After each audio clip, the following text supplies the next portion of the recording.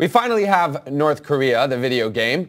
Kim Jong-Un is the subject of a new video game made by American developers. The game, called Glorious Leader, is throwback style and pits the young leader against the U.S. Army in gunfights until he takes a break to hang with his buddy Rodman on the court. Take a look at this.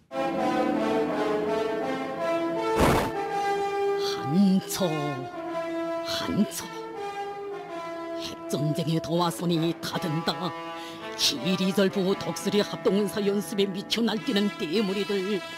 우리의 맑고 푸른 하늘에 핵버섯 구름을 몰아온다.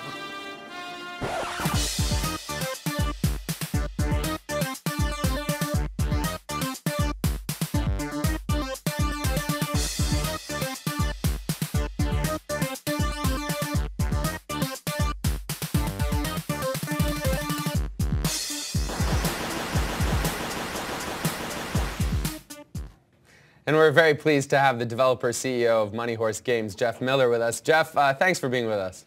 What inspired you to develop this game?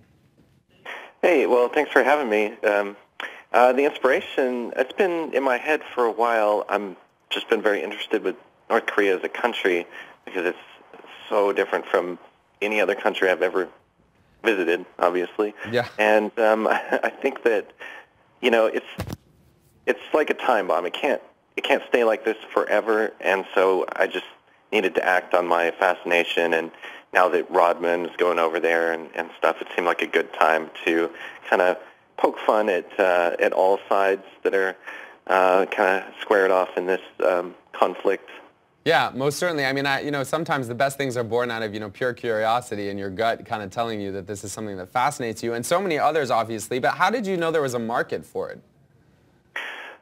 Oh, well, I actually didn't. That's why I wanted to get the trailer out so quickly, just to see if people were interested in it, so we would know if we should continue developing it or not. And I mean, the response has been over the top. It's incredible. So yeah, we're definitely know that we have a market for this, so we're gonna keep going with it.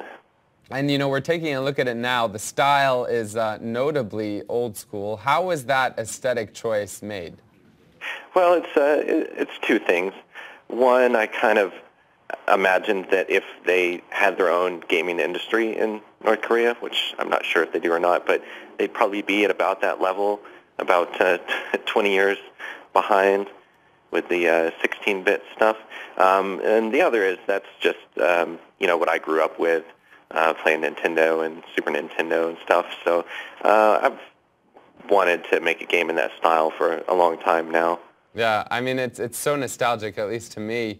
And we have to also take a look at this little clip from the game. Take a look at this.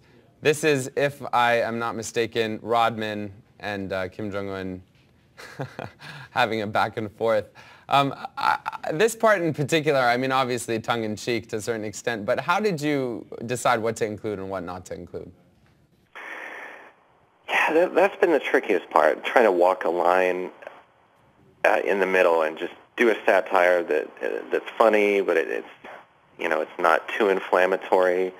So it's really an ongoing process, and I've relied on the community a lot for helping me make those decisions. I mean, people have been very vocal about what they want to see in the game, what they don't want to see in the game. So I'm trying to stay true to what everybody wants. And Jeff, very quickly, how soon can we play this? Which devices might it be available on?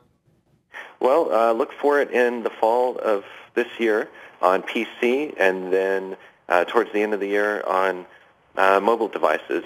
And also I'm going to have to put it in several different languages because there's a big outcry for it in several countries. Well, I feel like that's good news, although maybe a little more work for you, Jeff. But thanks again for being with us and bearing with us here on the program. It's great to have you with us, and looking forward to seeing the game in all its glory. It was great to be here. Thanks so much.